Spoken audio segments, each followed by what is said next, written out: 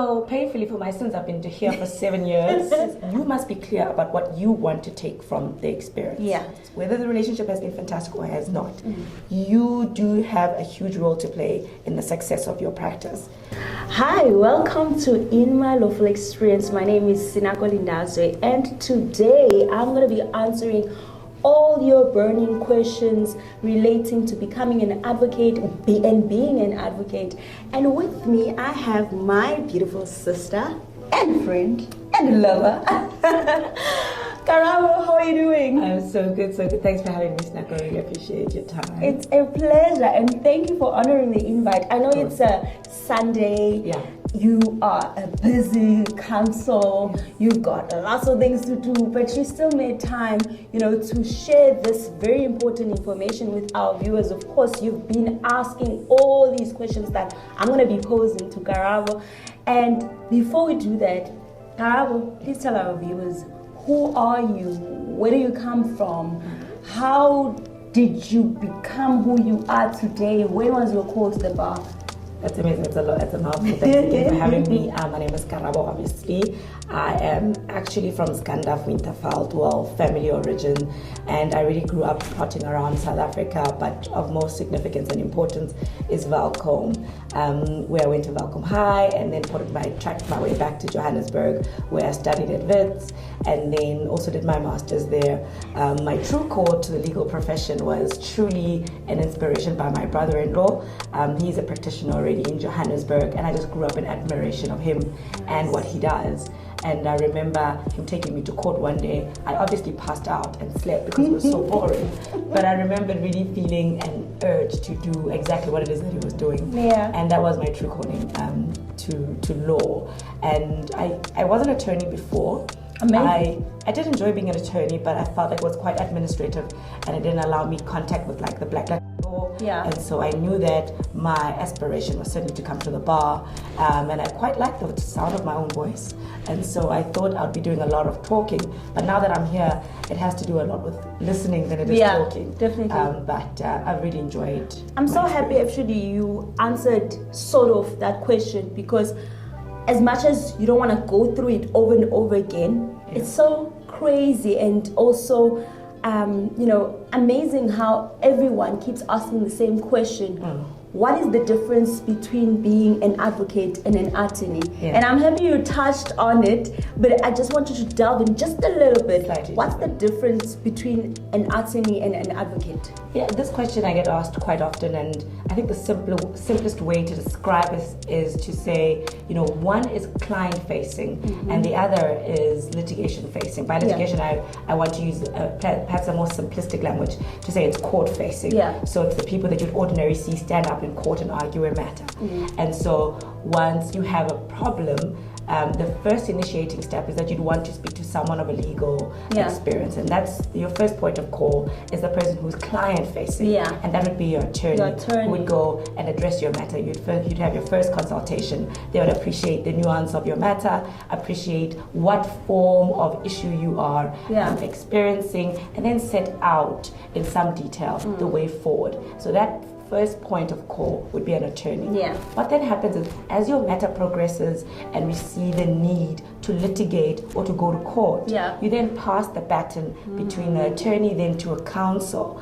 Counsel would then see your matter, give perhaps a more refined legal view on what to do next in your matter, and often than not, you would litigate. But when you do litigate, you would get counsel to go and be court-facing and argue the matter for you in court. I'm so happy, Gavo. Literally, you have simplified it and you've clarified it, because I've had people who approach me and it's like, hey, Sinako, can you assist me with this? And I'm like, I'm sorry, I can't. You need to get an attorney before you get to me. And they never believe me. So there you have it.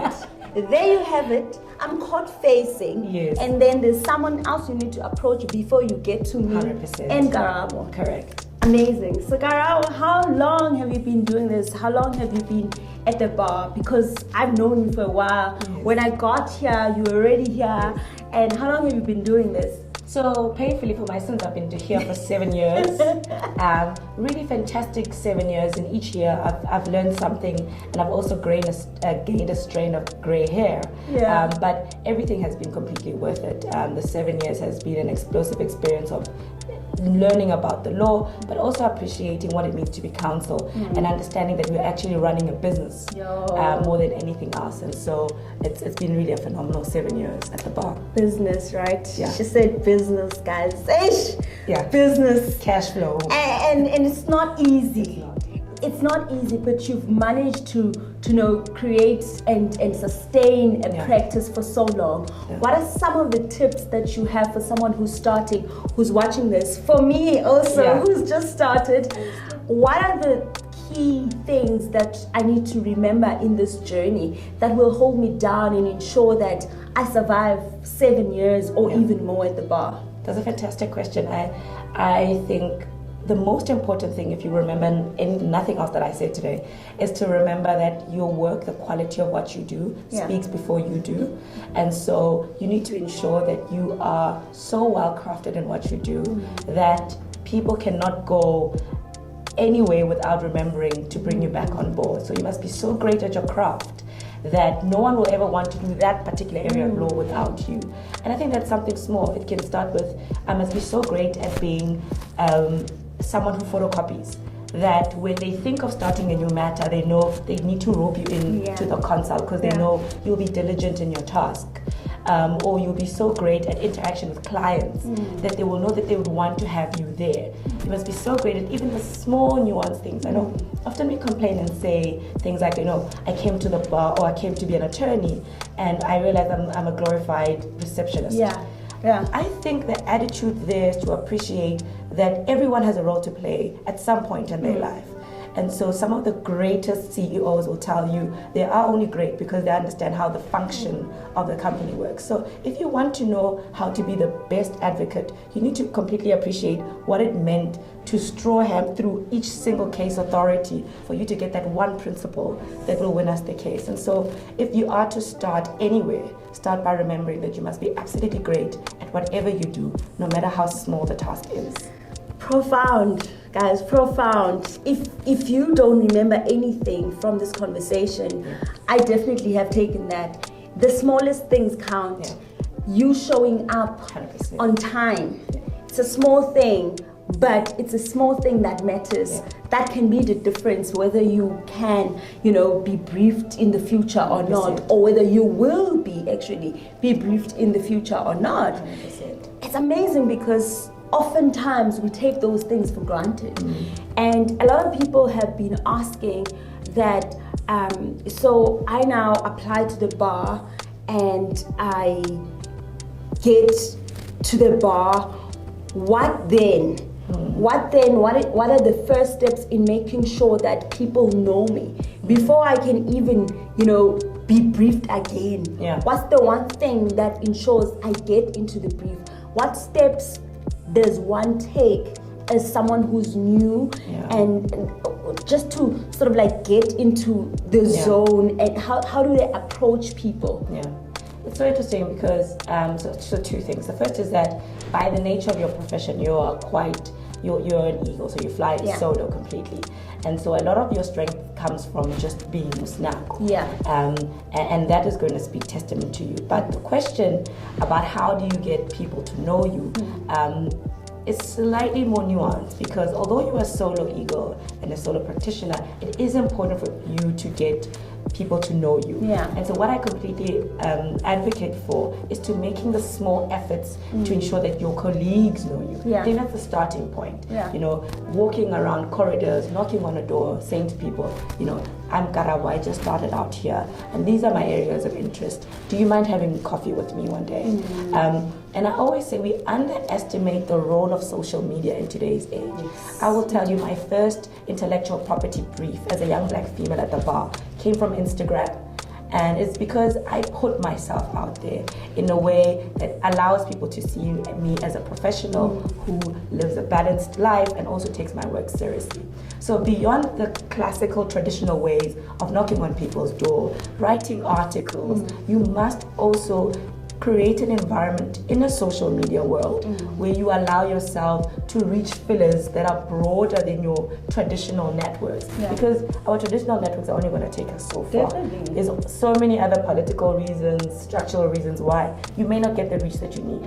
But if you take yourself seriously on different platforms, and don't take for granted even the number of followers you have, 100%. or the bigness of the platform, 100%. smallness thereof, Yeah. So your networks are going to do the work for you. So don't underestimate a simple door. Don't underestimate the work of social media, or just doing other recreational things like writing on a particular topic that you find interesting.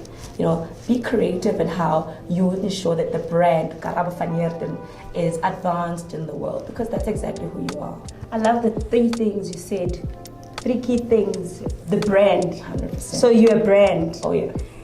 And 2, things have changed. Yeah. You can't only rely on the traditional ways of doing things. Yeah. And 3, you can't, think the platform you have is big or no small. Yeah. I love that. And then 4th, which we're coming to, and very important, balance. Hell yeah. A balanced life.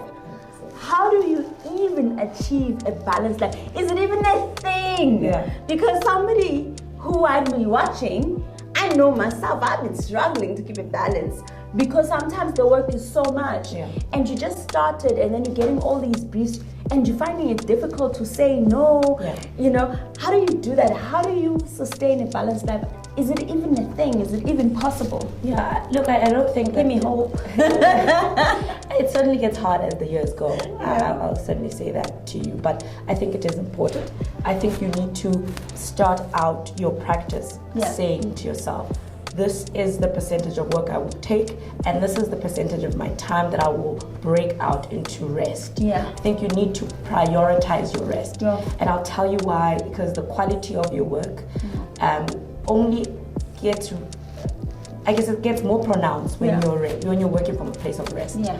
So if you are burning out and trying to turn out a draft, it's not going to be great. You're also not going to feel great about your product, so you need to prioritize rest. I do, however, think that the concept of balance doesn't necessarily exist. Because if I am taking a 2-week holiday to go to Mauritius, which I prioritize, it also means I'll send away 3 briefs in that 2 weeks. Yeah.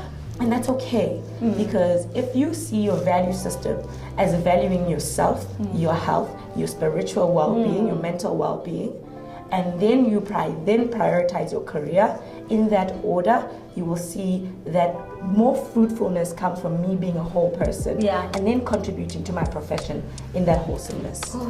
Guys, we're just giving, okay?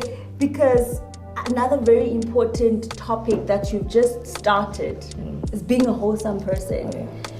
Spiritually, mentally, physically, and understanding that this is but a component of your life. 100%. How do you ensure, like, what sort of beliefs carry you throughout your practice? What is that core that holds you together, that no matter what happens, you just go back to? What's that mantra that you live by? Absolutely. I'm obviously very Christian. And so I have no doubt in my head that my anchor is certainly my God, and He has certainly, been the center of my life and the things that I've always aspired to. I remember starting out at the bar, we were told that, look around, people are going to drop off, and especially if you're a black female. CALS has a report that indicates that if a junior stays for 3 years, there's a likelihood that they'll fall off after that. And if they start after 5 years, then you know that they'll be here for a long time. And I told myself, and I said to God, look, I hear the stats, I hear what everyone else is saying, but I will never go a day in my life without an instruction, and I'll never go a day in my life without payment. And I can tell you that God has held true to that promise. And that is my core, that is my anchor. And obviously, I have a phenomenal support system in respect of my family. They really are amazing individuals that hold me up. And I think it is important. I think it's important. It doesn't matter which career you have, is that you need to appreciate where your strongholds are. And you need to have a phenomenal support structure. Because at the end of the day, for you to advance your own interests, you need to ensure that you are backed up by people who completely believe. You can't do it on your own. 100% in You your can't value do system. it on your own. You can't do it on your own. Hence, we are here to support you, give you this information, and make sure that these platforms that have been open for us as Black women also are open for you, whoever you are, wherever you are, whatever it is that has been holding you back from believing that you can be here. You truly can. I mean, we from different backgrounds, but almost similar in that you come from not so, quote unquote glamorous Black background, and yet you are here, and you're still here, and you have passed that 5 mark, that 5-year mark.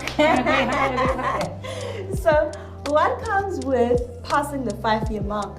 I know a lot of people have asked, when we were doing the People Age interview segment, they've asked that, now, who do I approach when I come to the bar to be my mentor? I know you're a mentor. Does that come with passing the 5-year mark?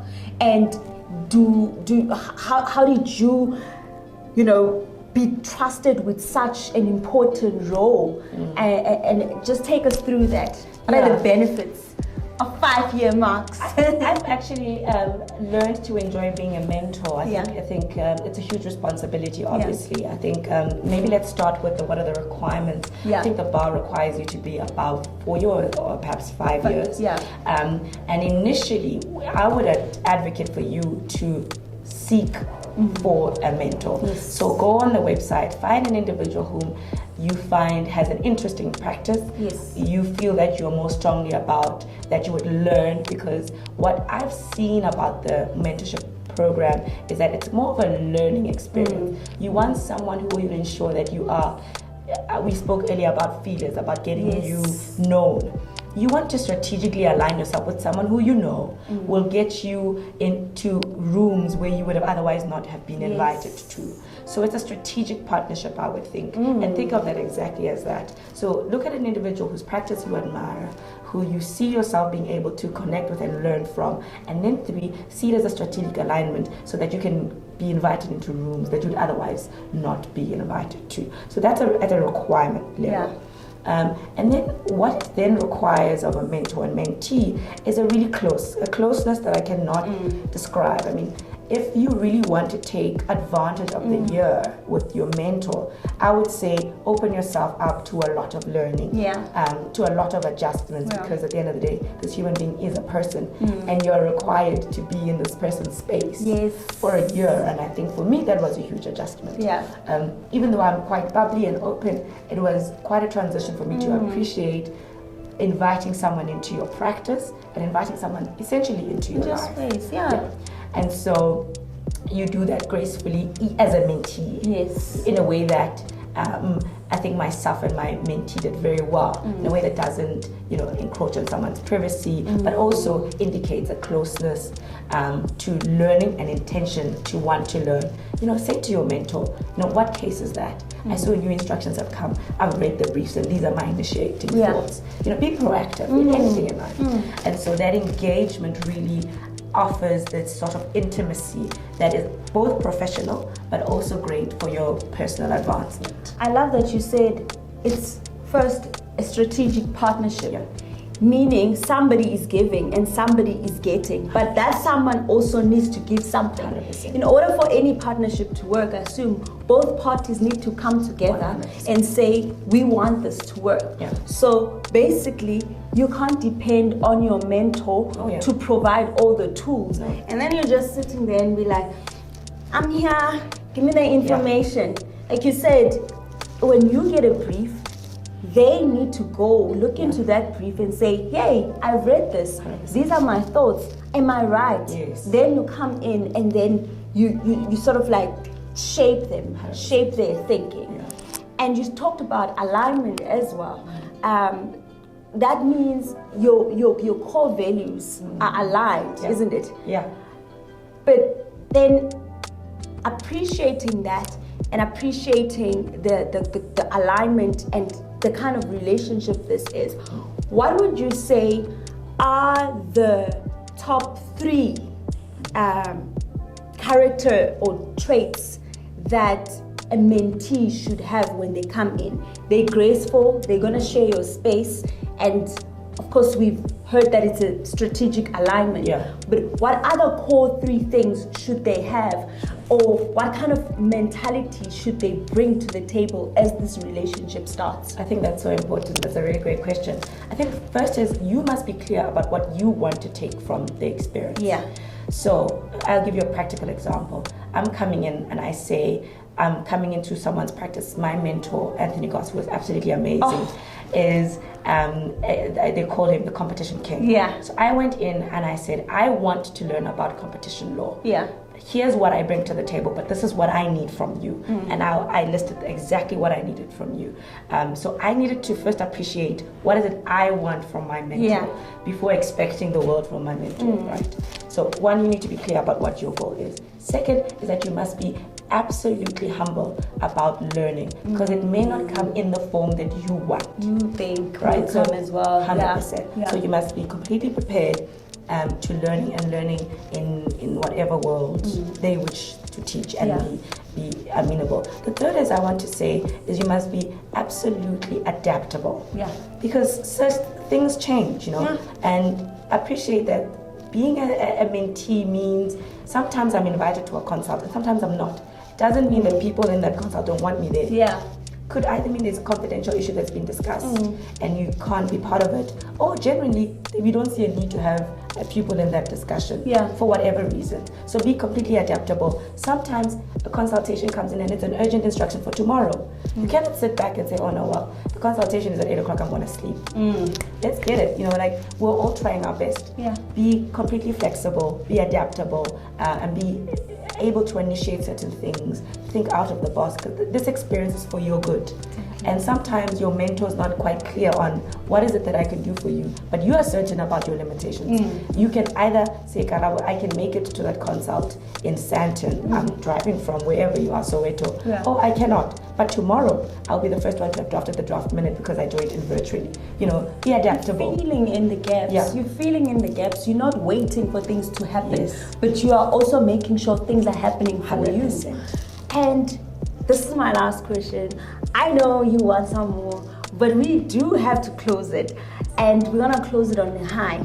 Would you say that the kind of relationship that you have with your mentor equals to the kind of practice that you have in future? So like it sets the ground. Yeah. If it wasn't good, you might not work it out. And also, I said one, I'm being nice, you're going to ask two. Would you also say that as a mentee, you should, or you encourage your mentee to also open themselves up to other people as well, and not only narrow down their experience to that mentor and mentee experience in that year of pupillage? Yeah, that's a fantastic question. Whilst I think the mentor-mentee relationship is important and it's formative for your, informs your years, for your formative years, I don't think that it is necessarily a determination of how far you will come. Yeah. Remember I told you about my mantra. I came in and I said, God, look. People say things, 100%. but you were like, not me. I think what we said in the beginning about allowing your work to speak for itself and allowing yourself to do more than just the traditional way, opening yourself to different ways of advocating for yourself, right? So the mentor-mentee relationship is absolutely important, and I think is really a gateway to have a fantastic practice. Yeah. But I do think in whatever circumstances, if that relationship should fall through, doesn't necessarily dictate the merit or success of your practice, right? You do. And you must always remember that. I do, however, think that in either circumstances, whether the relationship has been fantastic or has not, you do have a huge role to play in the success of your practice. So it's all on you. You've got this, obviously. There are a number of reasons why you shouldn't succeed, but a million more why you will succeed. So you'll be great. Did I not say we're gonna close this on a high? Whatever you do with this information, it's all up to you. You can, and there you have it. There's a million reasons why you should succeed, and I hope this video is one of those reasons. Thank you for joining us today. My name is Sinako Lindase. See you next time.